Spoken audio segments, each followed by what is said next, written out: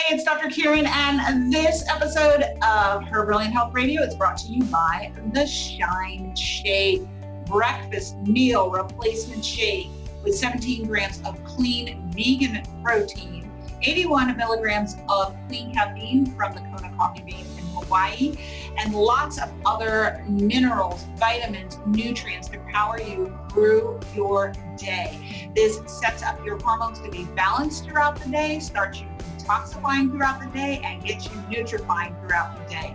It is the best way to start your day in terms of what you're eating to be successful throughout the day. Available at KieranDunstanMD.com. That's KieranDunstonMD.com. Samantha Lee Wright believes that health is simple, wealth is doable, and happiness takes priority over both. She's host of the world's top essential oils podcast, The Essential Oil Revolution, where she makes healthy living approachable for all and demystifies the world of wellness. Her unwavering battle cry that yes, you are worth it is a call to action for those ready to make a change. Most of her time is spent with family and pouring her heart and soul into work as a doula, a business mentor, and podcaster. She's worked with Green Med Info, Sire G, Jonathan Otto, Paleo Magazine Radio, Basmati, and Side Hustle School. And today she's here to talk with me about stress management and self-care made easy. Welcome, Sam. Thank you so much. It's so great to see you, Kieran. Glad to have you here. So you're a woman after my own heart. You're a doula, so you're into delivering babies. You're a mom, you're a wife, you're an entrepreneur, you're a podcaster, you have a message, you're bringing it to the world, which I love, and I feel passionate about that too. And I know how much stress that can bring to your life. All of that. What stress? What are you talking about? Right, what stress? And people listening, I'm sure, can relate because they're similarly wives, mothers, entrepreneurs, or they work. And a lot of them have side hustles, or they've got passions that they're bringing to life, or they're trying to get their health in line. And that's a full-time job sometimes. So why is it important that we have to talk about self-care, and what is self-care? Yeah, well, absolutely. I mean, one point that you just brought up is like most of us are multiple things, wives, mothers, and then oftentimes we have to bring in additional income on top of all that stuff as well. It's not like, in the 1950s where one person could go get a job and support a whole family of 4 or 5, right? And so that those stressors also combined with this modern age we're in of technology where we've constantly got things beeping at us and dinging at us, which we know causes this immediate like adrenaline spike in our bodies. And so everyone out there, the norm now is just to live with stress being a part of your life. I think it's pretty unavoidable because of the society and the culture that we've sort of adapted to. So, and stress, I call stress the number one killer. I mean, if you want to break it down, you can look at heart disease, cancer, all these different conditions as being killers, but we know that so many of those conditions can be exaggerated or directly caused by stress. I'm not sure if you would agree with that or not. Absolutely. Stress directly affects your health through your cortisol and through your adrenals. And that's a proven factor with all of those conditions you mentioned: heart disease, heart attacks, strokes, cancers, all of the health problems, autoimmune disease. It is absolutely a factor. And I agree that our lives are just 24/7 nonstop. And unless you specifically opt out of the chaos and take time to care for yourself, then you're not going to do it. Right. And 100 years ago, we didn't have to do that. Yeah, exactly. I think leisure used to be a normal part of our lives. Like taking naps in the middle of the day used to be a normal part of our lives. And it still is in some cultures, right? They still have siestas. I've heard of people visiting places in Italy or small towns where all the shops and everything, they just shut down in the middle of the day from like 2 to 4 o'clock. It's like, nope, we're just shut down for the afternoon, come back later.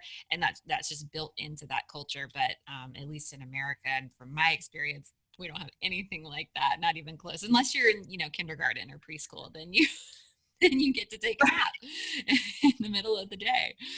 Wouldn't it be great if they kept nap time in schools, just, all the way through grad school? And if we had it at work, and I think that the point is well taken, that you have to be intentional about self-care in this day and age. And if you're not, you won't have it. So, Right.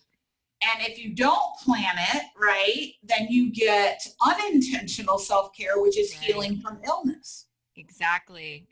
Sort of forced self-care. And I think as women, especially for some reason, we have a harder time with self-care as well. We have a harder time putting ourselves as number one and prioritizing, no, I'm going to take some me time right now, or at least doing that on a daily basis, right? Where I think that occasionally we can feel good about, ooh, it's girls' night, I'm going out, having some me time, but it's always this special, rare, like me time thing, as opposed to it just being a part of our day-to-day lives. So that's one reason that I love essential oils, and I love teaching women how to use essential oils, because out of the hundreds of different self-care practices that we have, right? Eating well, exercise, meditation, seeing a counselor, getting together with friends. There's so many ways that you can take care of yourself. Essential oils are just one tool that you can incorporate it for that self-care. But in my opinion, it's the easiest one, right? It's so easy. It takes literally 5 seconds for you to open up a bottle of whatever oil, sniff it or put it on, apply it to your neck or whatever, and you'll get benefit from that. And that little act of self-care right there can sometimes be the difference between someone who starts to take care of themselves in other ways or not, perpetually ignoring their self-care and not taking care of themselves. Like, I had this experience in my postpartum, when I was postpartum with my second. Those first days are really rough, and your hormones are all over the place. And I just remember feeling like hopeless, like nothing. I couldn't do anything. I couldn't make myself a cup of tea. I couldn't go on a walk. I couldn't, get dressed. Like, all I could do was just hold my baby and freak out mentally about everything, right? And I had this one moment of, you know what, I'm just gonna like pace over to my kitchen. I just, like, was so vivid. I remember like pacing over to my kitchen, and I've got my shelf of essential oils right there, and I was just like looking at the shelf like a mad woman, like, okay, what do I do, and I just pick up the frankincense just kind of intuitively, and I open it up, and I drop some in my hand, and then I just start rubbing it on my ears and on my chest. I even rubbed some on like my baby's head that I was carrying right here. And it was like this like light went on in my brain of like, okay, pause, ground. Frankincense is so grounding. Mhm. Breathe. Okay, I can do this. You know what? I can go over and turn on that hot water teapot. You know what? I'm just going to step outside for a second. You know what? I might even like stretch my back a little bit here, right? So, and like, if it wasn't for just those 5 seconds of opening up that bottle of frankincense and just like tricking my brain to just stop freaking out for a moment, I don't know if I could have like taken those next steps to do those other things that were beneficial for me. So that's just like one experience I've had with oils, and I've had so many other women be like, yes, it kind of, they remind me to take care of myself, and they're so easy to incorporate it into my life. So like, I go around, I put these like these metal rollerball tops on all of my oils. If you're watching the video, you can see, and it makes it super easy. You don't even have to get your hands oily. You just rub it on, boom, smells amazing. And this is a blend of, I don't know if you're familiar with this one actually, Karen, the Progessence Plus. I am, yeah. Yeah. So that's an interesting one. It's great for like females and hormones and things like that. And so doing those little things of making self-care easy for you by putting a rollerball on, keeping those in your purse, opening them up when you need them. It's just one of the reasons I love essential oils as a tool. Yeah, you brought back a lot of memories because I have vivid memories too of when I first had a baby and I was like, how do I get a shower? I don't, Yeah. how do I do this? And I wish I had had a tool like essential oils, but I love that because the body recognizes certain natural substances, just like, when you see another human, it's another human, or you see a dog, it's a living thing. And when you see plants and when you inhale those oils, they have that chemical signature that the brain actually recognizes and has receptors for in the neurologic system. And so I loved how you put it, that when you put the frankincense, it was like a slap in the face, but a good one, Right. to wait to reset your brain and kind of go calm down, ground. And, motherhood is the ultimate mindfulness practice because you can only do it 1 second at a time. And so I love that, that you had that and that you had the foresight to grab it. And I think Progessence Plus would be a great one in the postpartum period. Is that something that you use with your doula clients? Yeah, sometimes for my clients that are interested in learning about essential oils, or they know that part of the work I do, and they are looking for like a estrogen supplement, I always have them run it by their doctor. But overall, it's a very safe. It's all natural based. There's no synthetic estrogen in it. It's got wild yam extract. And different essential oils that makes it super bioavailable and super safe. You can't really like overdo it like you can with some of the Right. synthetic progestin supplements. So yeah. And isn't that true for really all the essential oils? I mean, unless you have certain health conditions, which you should check with your doctor first, that's a caveat. Yeah. That you can't really overdo it in terms of using them in your environment or inhaling them. Isn't that correct? Yeah, like simple uses, putting them in your diffuser, putting them on your skin, it would be very hard to overdo it. I won't say it's impossible. Right. I'd say short from like drinking half a bottle of essential oil, like you're gonna be okay. Certain essential oils have constituents in it that do get filtered through your liver. So I don't want to completely ignore the fact that yes, these substances do get processed through your body just like any other substance. So you don't want to go crazy, and you also don't need to. That's the other thing. Like 1 drop of oil will do. You don't need 10, right? We live in a culture where it's like more is better always, but that's just a waste of money, and then like potentially you don't want to overload your system too much. But I am an advocate of essential oils being very safe to use when you use common sense with them. That's sort of the other caveat. So let's talk about some more practical things because I know everybody listening, they know the problem. They know they're running around from here or there. They don't have enough hours in the day. And so I love the frankincense in the rollerball option. What are some other little tips that you might tell people of simple things they could do, certain oils and certain times they might want to use it throughout the day that would be acts of self-care? Yeah, great question. So, like some of the tricks that I've used, because I call them tricks because I do have to sometimes trick myself into self care, right? It's like, yes, you're going to take care of yourself, Sam. So I will, like I said, the roller balls are everything to me. And so in my bathroom, like behind my medicine cabinet, I have my like 3 oils that I like to use every morning, and they've all got those little metal roller balls on them to make it super simple for me to use. And I put them in places that are very visual. So I try not to hide my oils in drawers or behind closed shelves. I try to put them out where they're very visible. I've got a rack on my spice shelf in my kitchen, so I'll use essential oils while I'm cooking. So sometimes if a recipe calls for oregano or sage or thyme or any of those savory oils, or even cinnamon or black pepper is an essential oil as well you can use. Because my oils are right there, I'll go, oh, you know what, maybe I'll use my essential oils in this recipe instead of the dried herb and just get that extra benefit. And I think for people there's all forms that you can make essential oils easier for yourself, like making a spray bottle. So you can just buy an empty little spray bottle from the store, fill it up with some water. Some people like to put witch hazel in there as well, and add whatever your favorite oils are to that, and create just a spray thing that you can keep in your car, on your shelf, around your house, and things like that. So besides just keeping them with you and putting them in your purse, um, those are pretty easy tips. I'll share some of my favorite oils, I think, especially for stressed out women that they can use. Would be frankincense first and foremost, that we talked about already. Such a great oil.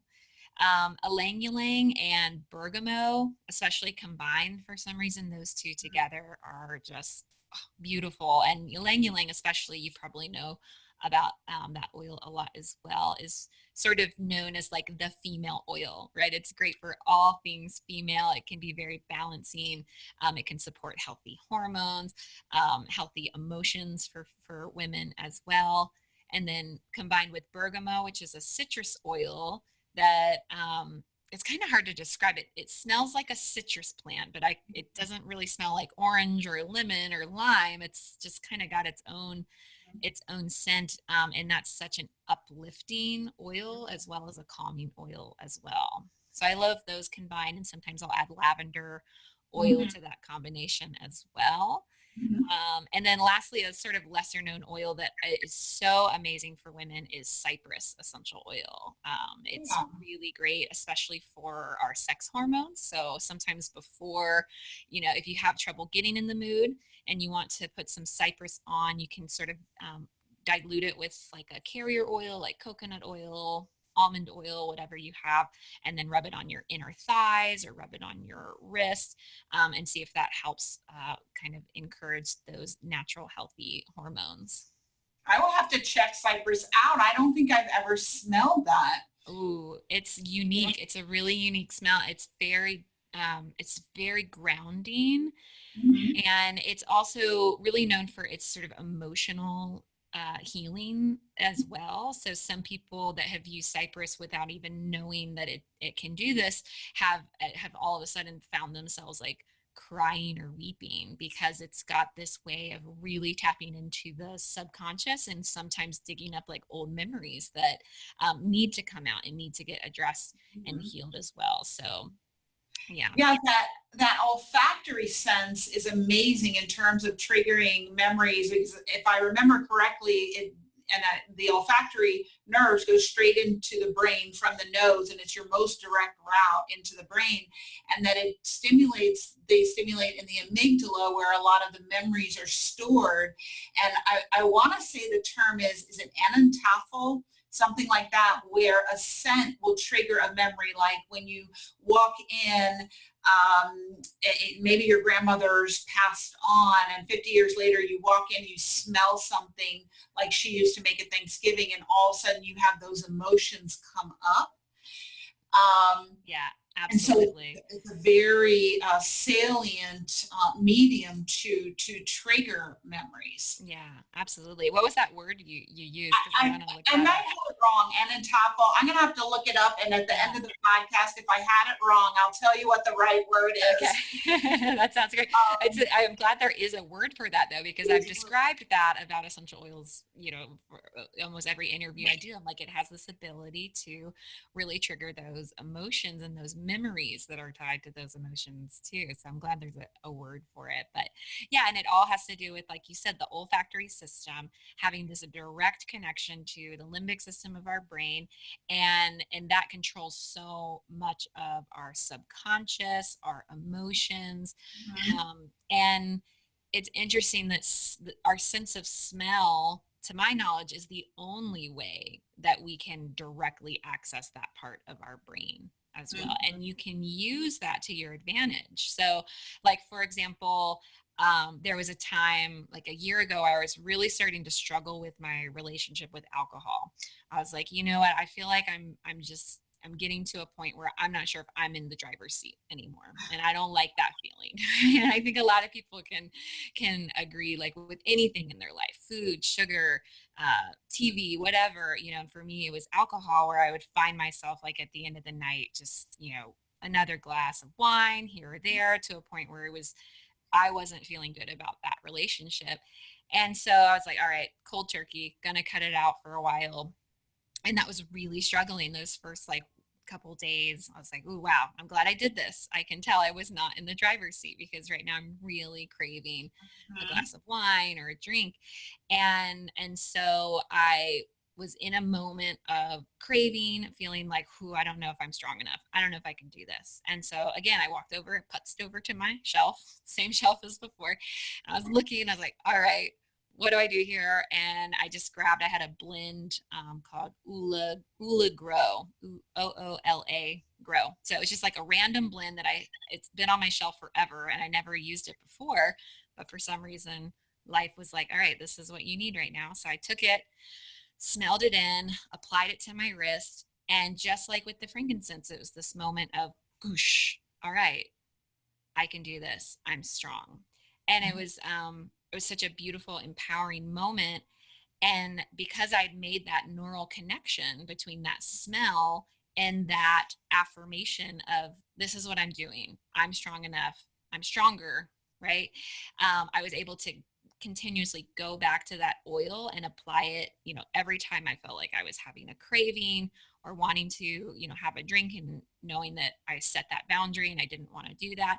And so I created this like loop, almost like Pavlov's dog, right? You can do that. You can intentionally create your own triggers with essential oils in a positive way. So anyone that has like a weight loss goal or an exercise goal, or working on a project, you can choose an oil to relate to that goal or that project, and use that every day as a neural reminder that this is what I'm doing, which I think is kind of neat.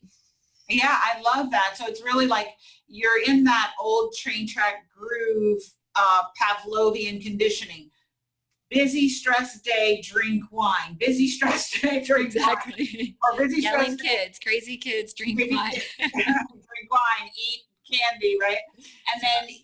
you're doing a pattern interrupt, but I love that you're, instead of just being sheer force of will, you're putting something that is a neural stimulator to interrupt that pattern, and then you're intentionally setting something else in its place and reconnecting it. And they say that it takes 21 days to make a new habit. So you can use this. I've used blends for people. You probably have. What's your favorite blend for people for food cravings, sugar cravings? Ooh, so I have done some research on this, and I've read that dill essential oil is really good for interrupting sugar cravings specifically. So dill oil doesn't necessarily have the best smell though. So any oil that I want the benefit from, but I want to sort of make it smell a little nicer, I'll add a lot of citrus oils too, like orange, lemon, and maybe lavender sometimes has a great way of sort of overpowering a smell and making it really, really delicious smelling. So, yeah, I would probably try a combination of those for eating habits. Put it in a roller ball, apply it to your wrist. So, and this sort of brings up a good point of there are essential oils that are known to have certain benefits for certain things, right? And there's countless reference guides and apps and things that you can look up. Okay, sugar craving, what oil do I use? And I Right. think that's great, and I think that that's a wonderful place for people to start. And if they're wanting to see, their body's reaction to that oil, that's great. I don't ever want people to choose not using any oil because they don't have the quote unquote right oil, if that Mhm. makes sense. So Yeah. like if you're, wanting to lose weight or exercise more or create some sort of goal for yourself, yeah, look up what oils might be great for that in a reference guide. Purchase those oils if you don't have any, but there's no reason that you shouldn't start today with whatever oils you have on your shelf already. So if you have oils on your shelf already, any oil is better than no oil. Does that make sense? I love that. Any oil is better than no oil. That's Exactly. but it's so true. I think that because there's so much overlap for their benefits, and most of them have that same core structure chemically, just with different side branches. And I also think it gets back to the energy, the chi in the oil comes from nature, comes from the plant. And so to me, the way we live in this day and age is so disconnected from nature for a lot of us that it's an instant reconnection to nature. And so I don't know, I'm just pontificating. Birds of a feather, you and me. Yes, I talk about this all the time. I mean, anything that helps anyone connect back with Mother Nature. And I know that sounds a little woo-woo and a little hippie, but like we're so disconnected, right? We hardly ever even touch the ground anymore because we're always wearing shoes. You know, we spend 88% of our time indoors. We're not even getting natural sunlight or natural air all the time. You know, picking herbs and cooking with wild, fresh things that are out and about, that doesn't really happen anymore. And essential oils are a derivative, a very concentrated derivative of nature, of the plants that they come from.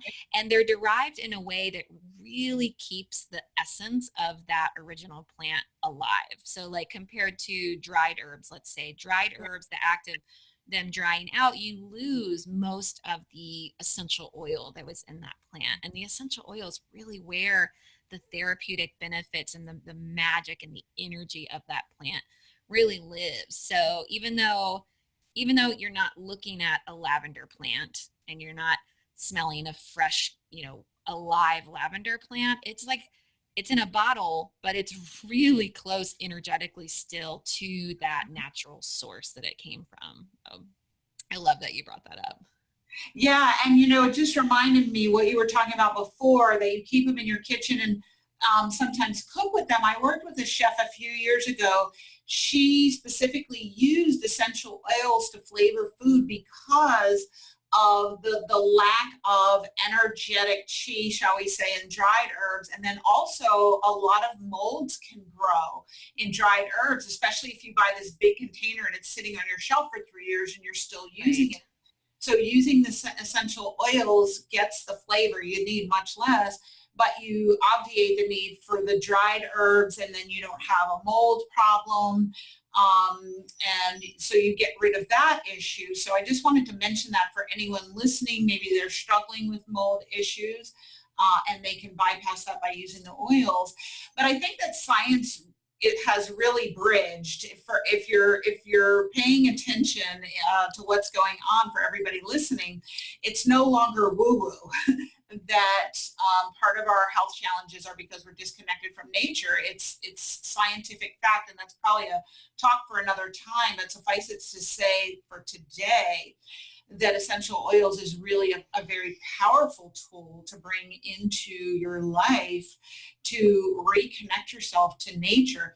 So let's see some other practical tips. And I just want to mention that, so I keep usually a roller ball in my purse, and that's my oil of the week or month that I'm loving. I'll make a blend in a little roller ball and carry it. But I keep a spray in my car. And whenever it's feeling a little heavy in there, I just... Yeah, when the kids in the back seat are getting rowdy, I'm like, lavender spray. Right, and then they're like stashed all over the my home, and so if I'm sitting somewhere, I'll be like, oh, what oils do I have here, and what can I use? So what are some other tools at points in the day when people might need that, maybe at bedtime? Yeah, I was going to say at bedtime for sure. I think a diffuser next to your head at bedtime can make such a difference. And it's so passive, right? Apart from you having to put a little water in the diffuser and add a few drops of oil in, you just hit a button, and then all night long you're just breathing in this beautiful aroma that's got so many benefits emotionally, physically, on and on. So a lot of people who start incorporating essential oils at bedtime report sleeping more soundly, getting longer sleep, not waking up as much, having more pleasant dreams. Like, we're so susceptible to the stimuli of our body when we're sleeping, and we can easily get nightmares, right? If we fall asleep with our socks on and our feet get really hot, and that can sometimes cause a nightmare. Or if we ate a lot of sugar, sometimes we can get nightmares. Like, that's what we had to warn our kids for Halloween. Oh no, it was the morning time they woke up after Halloween, and my son was like, "Oh, I had this terrible nightmare." I was like, "Oh, that was probably all the sugar you ate." We can do that. So putting that stimuli of these beautiful aromas while you sleep at bedtime can be so beautiful. And I've got a few sleep blends I can share if that would be helpful. Yeah, please do. Yeah, so my favorite sleep blend is a simple one, and it's lavender, cedarwood, and vetiver. And the ratio is 3-2-1. So 3 drops lavender, 2 drops bergamot. No, what did I say? Cedarwood. 3 drops lavender, 2 drops cedarwood, 1 drop vetiver. Vetiver is a really thick oil, so it's really hard to get out. So one tip for that is to like stick it in your bra or your pocket for like an hour and let it warm up just a little bit against your body, and then that 1 drop will drip out a little bit better. But that blend, for myself and lots of people that I've recommended it to, have said that was the difference for them, that really helped them get a good night's sleep. Sometimes you have to change it up. So I've had some people use lavender and a mix of any sort of citrus. So like, I think for some reason lavender by itself sometimes doesn't do it, but if you mix in maybe some bergamot or maybe grapefruit or a splash of orange oil. Orange is like a very happy oil. Then that can sometimes settle the mind and help you have like a really restful sleep. Oh, I love that. And sleep is such a challenge for so many women. So my rollerball right now has lavender and rose oil and just a drop of vanilla. And I rub that on the bottoms of my feet and massage my feet before I go to sleep. And I just fall asleep like a dream. That sounds yummy. It sounds like I could eat that. Yeah, right. Rollerball. Yeah. And pine oil too, I've heard, like just a drop of pine oil on the bottom of each foot before bed can get like really deep, restful sleep. Nice. So I have to ask you this. I have a pet peeve about those plug-in artificial air fresheners that are full of petrochemicals and artificially scented candles and artificially scented sprays and bathroom sprays. I just have a pet peeve because all that stuff, if you're listening, it's made from petroleum oil. You are inhaling gasoline when you inhale those. When you plug those things into the wall and they're diffusing into the room and you're thinking it smells great, you are inhaling gasoline and it is making you sick whether you know it or not. It's contributing to every health problem you have. And you can markedly improve your health by getting rid of those. And I recently come across, so you got to enlighten us on this, a plug-in for essential oils. Oh, okay. That brings up a lot of interesting points for sure. But like, yes, so air fresheners, I could get on a soapbox for a while. I'll first start by saying I feel you. So if you're listening and you're like, these crazy, I'm not going to say the B word, but these crazy people are trying to get me to get rid of my air fresheners. No, like skip episode. No, like I get it. I totally get it. We can get very attached to these smells and this idea that's marketed to us that you need this beautiful smelling home. And it's great. Essential oils makes that so easy. And I'll give some like diffuser recipes that you can try out to sort of mimic some of those smells that you're buying. But yes, you're so right. The smells that come in these air fresheners are completely synthetic. They are artificial.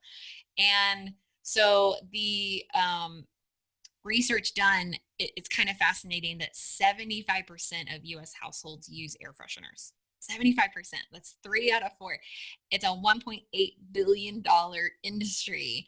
And at least 25% of the ingredients found in air fresheners are classified as toxic or hazardous. And like a lot of these ingredients include VOCs, right? Volatile organic compounds, which it's so interesting that people will avoid VOCs like the plague when they go to buy paint that is on their wall, and then they just voluntarily spray VOCs all up in their air. That's not even off gassing. That's just a direct like inhalation of VOCs. Formaldehyde, right, is a very common ingredient in air fresheners, and just on and on and on. So I couldn't agree more. And candles as well. It's very similar. So this kind of brings up a really important point. When you start incorporating essential oils into your life, you have to understand that there's no regulation in the essential oil industry, like practically zero. So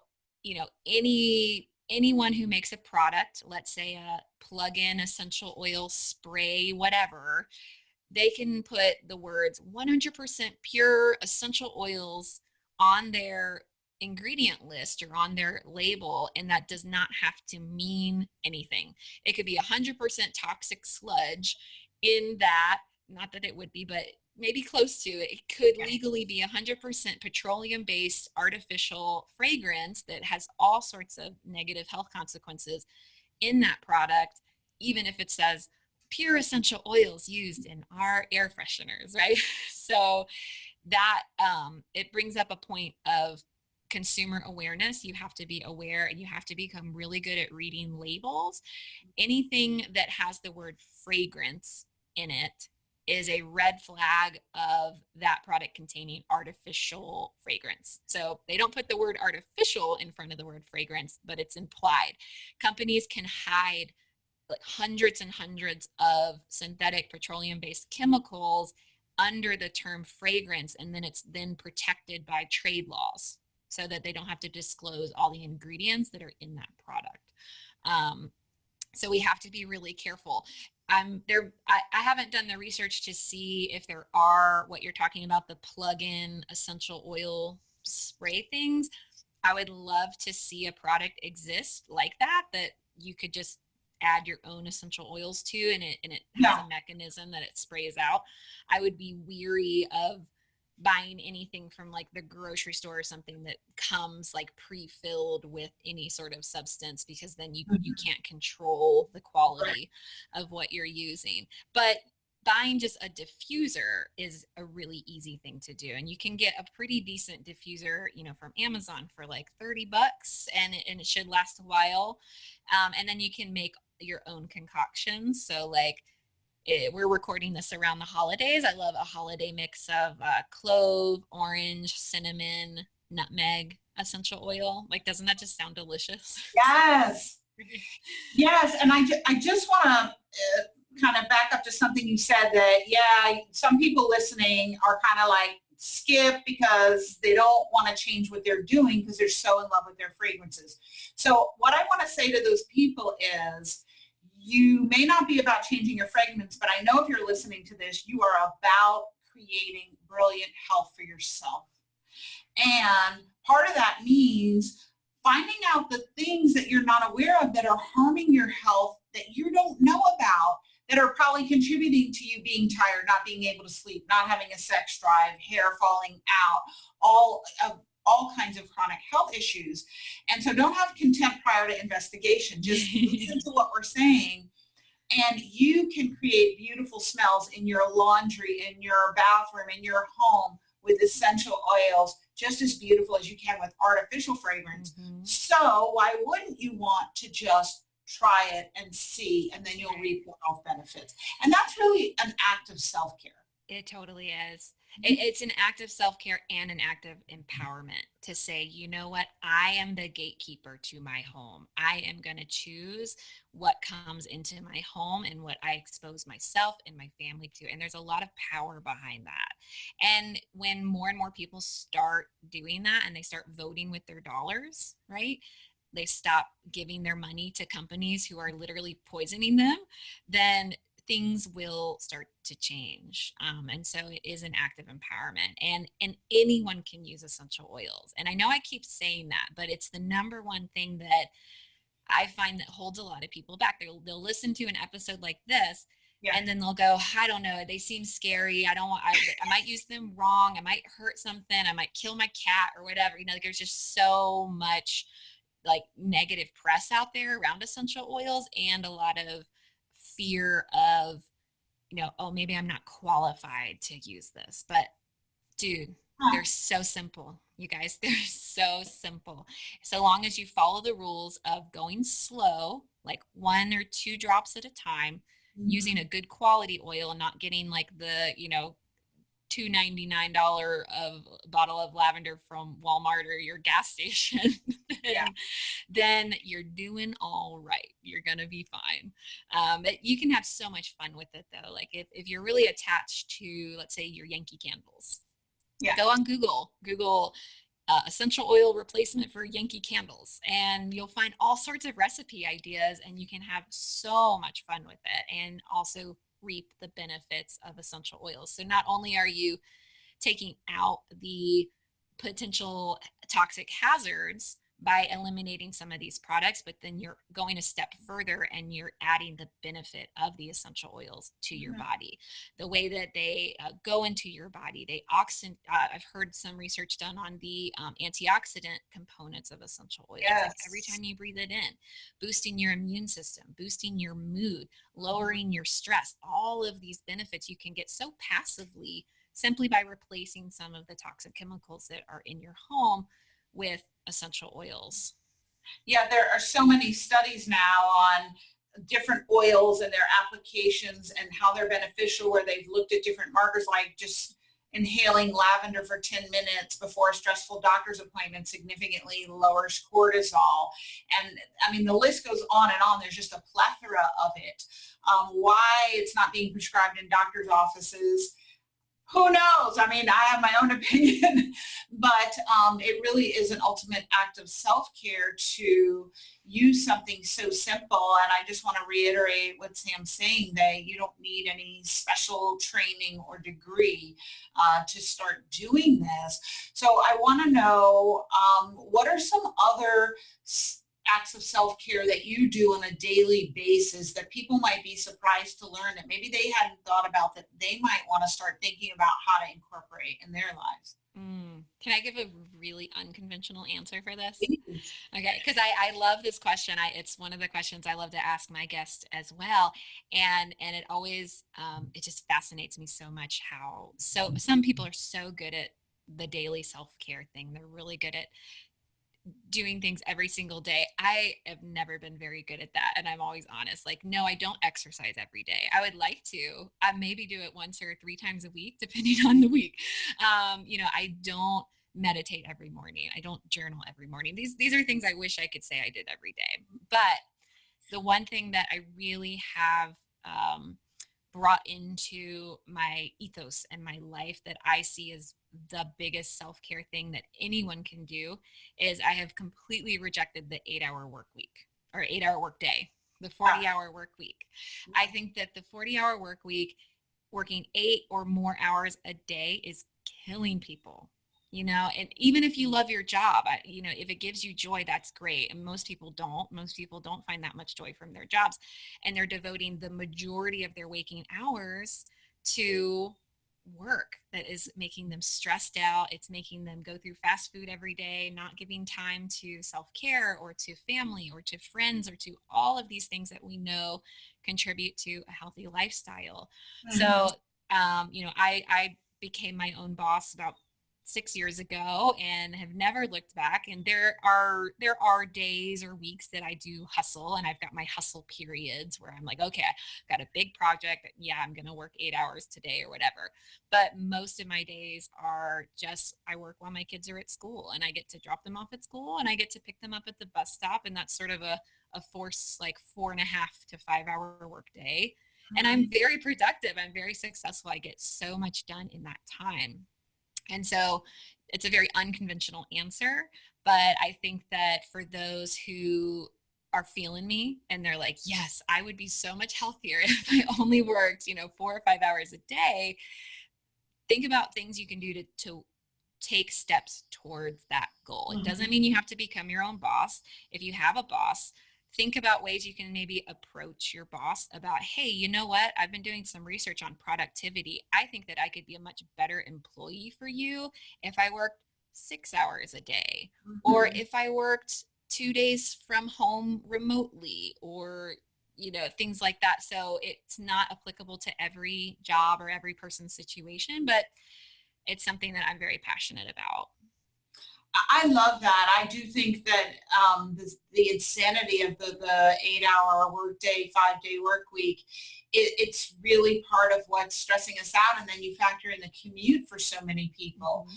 And so really looking at ways, just like you said, talking with your employer about could you work remotely, then you cut out your commute, and then you also have the decreased stress of, I mean, it's great, we need connection and to interact with people, but then you have a little bit of space from that, and studies do show that your productivity increases with certain changes that we're talking about. So I love that's your self-care.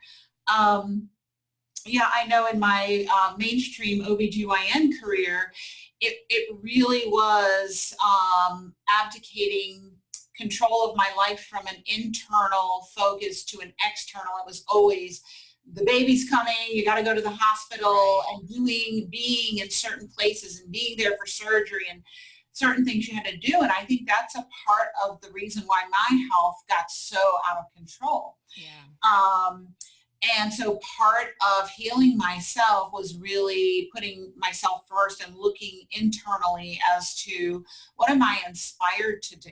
Hmm. And working from an inspired place. I'm inspired to share this information with women. And so I'm going to do a podcast and all of those things. So if you're listening, what are you inspired to do? Really following your inspiration is part of what will help you to heal and have brilliant health.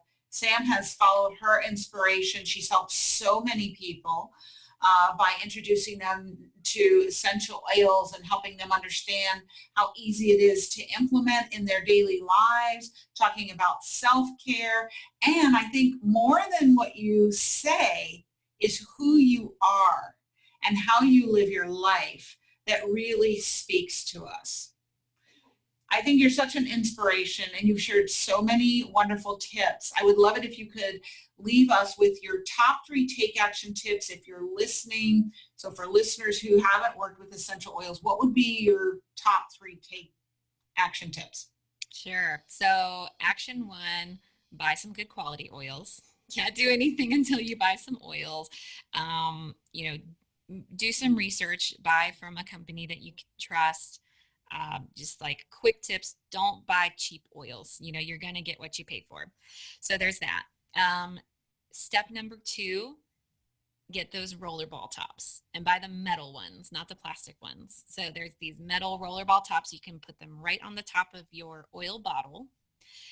You can, if you have an empty oil bottle lying around, pour half of your essential oil into your bottle and then fill the rest up with a carrier oil, or maybe a quarter essential oil and then the rest a carrier oil. Put a rollerball top on, keep that with you. And then action step 3 would be start diffusing oils at bedtime. Mm. Yeah. I love that. And I know I'm going to get the question, so I'll just answer it briefly. It's the number one question you get. And people ask me all the time, what brand? And I know that you're a Young Living Oils. I am too. I trust their quality and purity implicitly. So if you're listening, that's definitely a great brand to start with. So you definitely exemplify her brilliant health, Sam. What does that mean to you? Oh, brilliant health to me. This is sort of what I say in my kind of tagline that anyone can achieve health and wealth, but happiness takes priority over both every time. So brilliant health to me means happiness. Even if you're struggling with a disease or struggling with your outside situation, if you can find happiness in the present moment, that to me is brilliant health. Awesome. I love that. Thank you so much for sharing all this wonderful information and sharing yourself. Thank you so much.